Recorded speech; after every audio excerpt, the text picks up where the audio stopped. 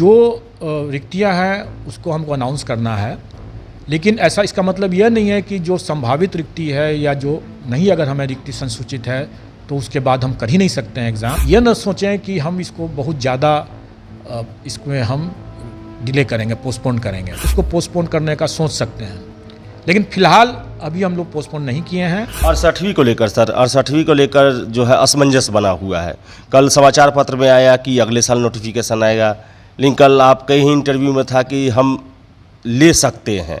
Sir क्या वास्तु स्थिति क्या है? और फिर सर 68वीं में नए प्रयोग कर रहे हैं और 1 या 2 जनवरी को मेंस खत्म होगा 67वीं का और 8 जनवरी को पीटी हो जाएगा। इतना कम समय में छात्र जो है वो बड़ा ही परेशान है सर। देखिए, ये बात मेरे संज्ञान में आया है, अखबार में जो निकल गया है कि वैकेंसी जनवरी में आएगा और इसके बाद लोग अंदाज़ लगाने लगे कि हम उसको शिफ्ट कर देंगे और काफ़ी बाद में होगा। कोई कह रहे हैं कि मार्च में होगा, कोई कह रहे हैं मई में होगा। ऐसी अटकलबाजी गलत है। मैंने कल भी ये स्पष्ट किया कि आयोग जो है, आयोग की नियमावली में आप देखेंगे कि जो रिक्तियां हैं उसको हमको अनाउंस करना है, लेकिन ऐसा इसका मतलब यह नहीं है कि जो संभावित रिक्ति है या जो नहीं अगर हमें रिक्ति संसूचित है तो उसके बाद हम कर ही नहीं सकते हैं एग्ज़ाम। ऐसी बात नहीं है।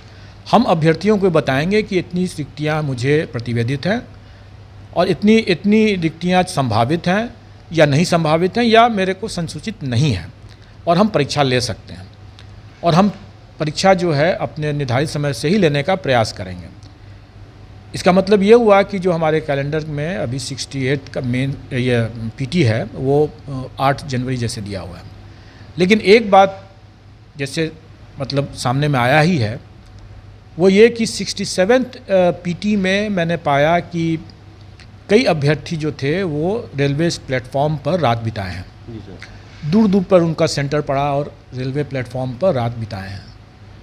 और कुछ लोगों का ये कहना है कि 8 जनवरी को स्वाभाविक है कि ठंड का समय रहेगा और उस ठंड के समय के कारण से उनको रात में प्लेटफॉर्म बिताना और फिर सुबह में एग्ज़ाम देना, वो कितना सही होगा कितना नहीं सही होगा, तनाव में है वो। दूसरा तनाव में ये भी है लोग कि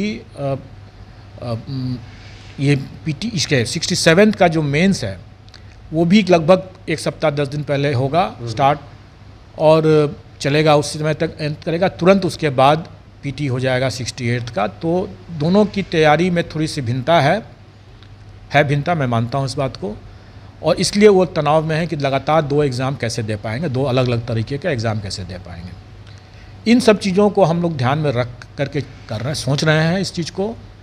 लेकिन मेरा ये सभी अभ्यर्थियों को ये संदेश होगा कि यह न सोचें कि हम इसको बहुत ज़्यादा इसमें हम डिले करेंगे, पोस्टपोन करेंगे।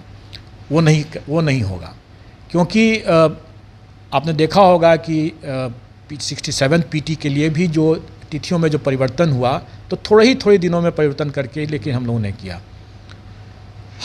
मेरा मानना है कि अभ्यर्थी जो हैं जो कि सालों भर पढ़ते हैं वो अच्छा कर लेंगे।